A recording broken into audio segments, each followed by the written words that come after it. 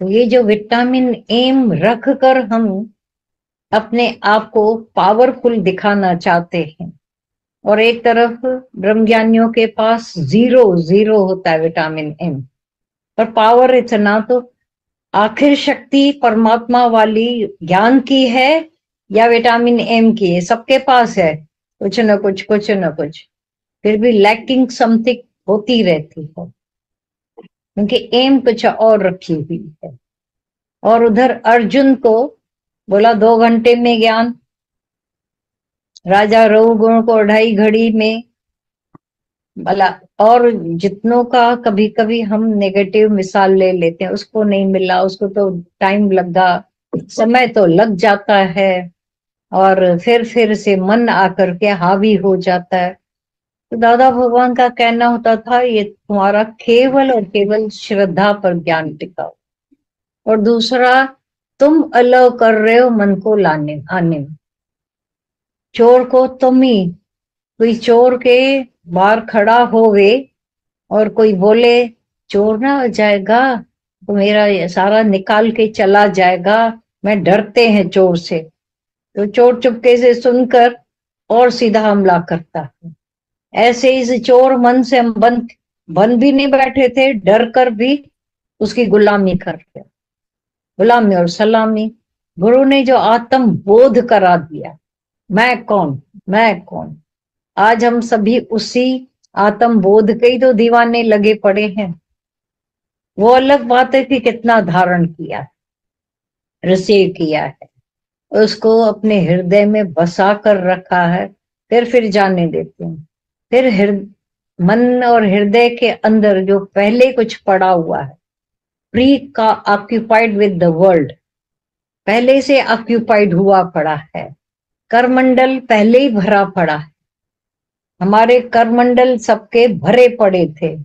गुरु ने उसको, जिसने करने दिया उसको उल्टा करवाया, खाली करवाया, साफ करवाया। कल एक बर्तन दिखा रही थी, इतना चमक रहा था, उसमें कुछ बनाया था किसी ने, उसने साफ किया तो एक जैसा पीतल का नहीं, सोने का लग रहा। वही बर्तन अगर आप थोड़ी देर पहले देखते तो बहुत ही गंदा था, उसको उसने साफ किया अच्छी तरह से, चमका के लेके। गंदा था बर्तन, समझो हमने माया से गंदा कर दिया था अंतःकरण को। गुरु के हाथ में हम देते हैं ये बर्तन, अंतःकरण रूपी, उसको धोई साफ करे। ये मन की चादर को कैसे गुरु धो के साफ करके देता है, बिफोर और आफ्टर। कभी कभी दिखाया जाता बिफोर आफ्टर, बिफोर क्या था अभी, आफ्टर क्या हुआ।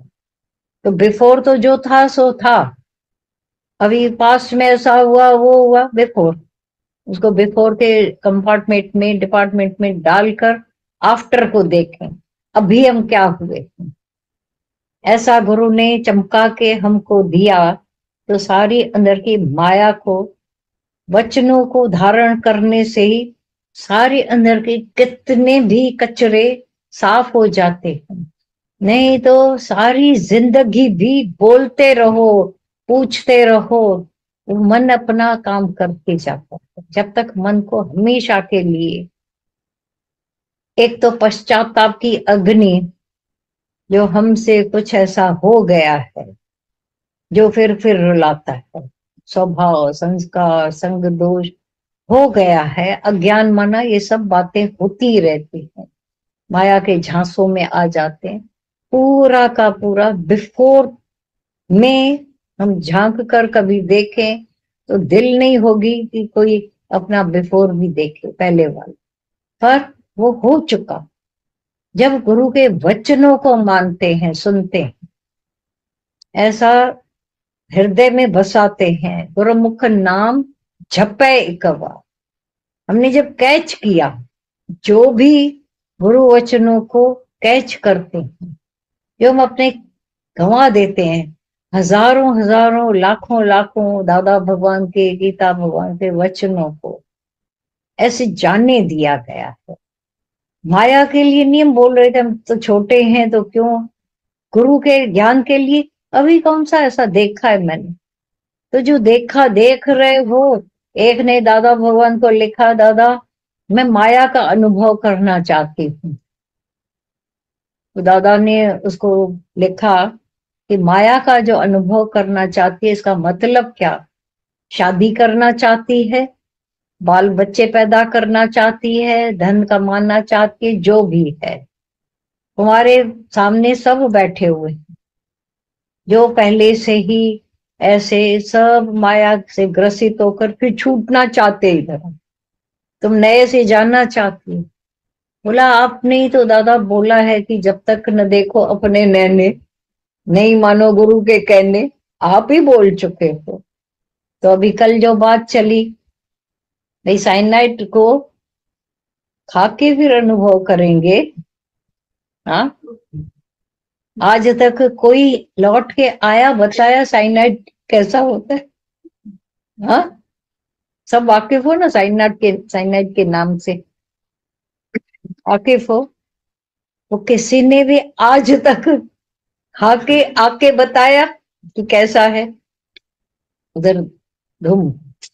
तो माया का भी ये जहरीला जो डंक है, अगर माया को हमने सत्य माना, क्योंकि पहले ही बैठे तो माया में हो, नाव तो बैठी ही पड़ी है पानी में।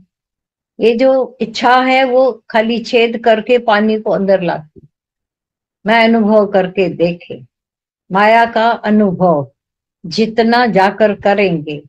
दूसरे अध्याय में लिखा है भगवान कृष्ण ने 64 श्लोक कि ये जो ब्रह्म ज्ञानी हमेशा माया में विचरते हुए भी राग द्वेष को नहीं प्राप्त होते, स्वच्छता, भीतर की स्वच्छता को। अब उधर कहते माया से बचो, उधर वो बैठा ही माया में है, स्वच्छ ऐसा अंदर की पवित्रता में रहता। Can be possible? पॉसिबल है?